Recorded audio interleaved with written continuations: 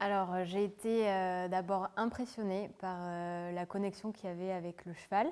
En quelques secondes, il était au galop, au pas, changer de main, au galop, au pas, revenir et puis rester vraiment concentré sur la personne qui est avec lui. Donc moi, j'ai une sensibilité particulière au travail à pied et en liberté, et donc c'est quelque chose qui me parle et qui m'anime. Et donc après, quand Julie m'a fait rentrer dans le rond de longe et que d'abord elle était avec moi et qu'ensuite elle m'a laissée toute seule, ben, j'étais à la fois un peu stressée et puis en même temps très confiante parce que le cheval est là en fait. Le cheval, il est avec nous et même si j'ai fait un peu des mouvements des fois qui l'ont perturbé, ben, je me suis vite rendu compte qu'en faisant par exemple plus le poids du corps sur la jambe extérieure ou plus le poids du corps sur la jambe vers le cheval, vers l'avant du cheval, il y avait des réponses et donc en fait on met très vite des automatismes en place et c'est le cheval qui nous dit si on est dans le vrai finalement ou pas. Donc ça m'a vraiment impressionnée par le dressage de la mobilité du corps et le moindre mouvement est interprété de façon rapide. Comme ça, c'est clac, clac, clac. Il n'y a pas 3 tours de carrière avant que le cheval s'arrête.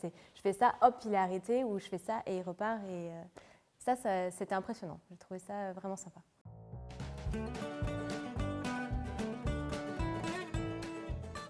C'est du joli matériel, c'est du beau cuir, c'est du matériel qui est bien entretenu et il n'y a pas de bling-bling, il n'y a pas de strass, il n'y a pas de fioritures partout. C'est sa selle de travail, comme quand on a une selle de CSO, on a une selle de CSO classique en cuir. Et voilà, j'ai trouvé que c'était adapté à la discipline, ça ne faisait pas carnaval.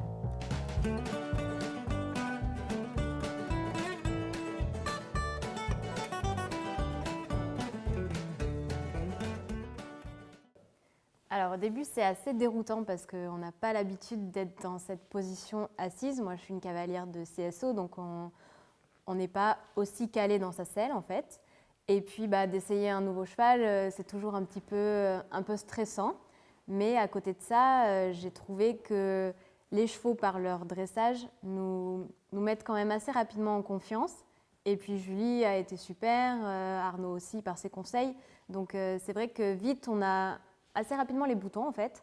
Et on est capable d'avancer, s'arrêter, trotter, galoper en l'espace de peu de temps finalement parce que ce sont des chevaux qui sont ultra dressés et du coup avec lesquels on est en confiance, on est bien.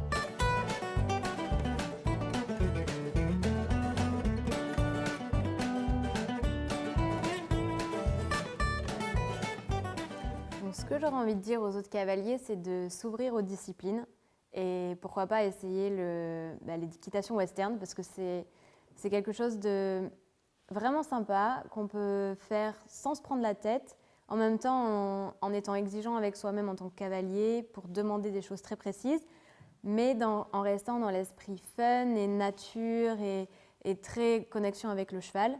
Donc je recommande vraiment à tous les cavaliers d'au moins essayer parce que ça coûte rien. Et c'est vraiment je pense qu'il y a des choses à prendre même dans l'équitation classique, des choses que j'ai vues cet après-midi et qui peuvent être intéressantes d'appliquer dans le dressage ou dans le CSO. Et puis voilà, c'est une discipline qu'on peut venir essayer, notamment ici parce qu'il y a des gentils chevaux avec son copain qui n'y connaît rien aux chevaux, avec sa belle-mère qui n'y connaît rien aux chevaux, avec ses amis, avec ses parents. Voilà, je pense qu'on peut passer un bon moment. Je sais pas, j'aime trop sauter quand même pour changer de discipline.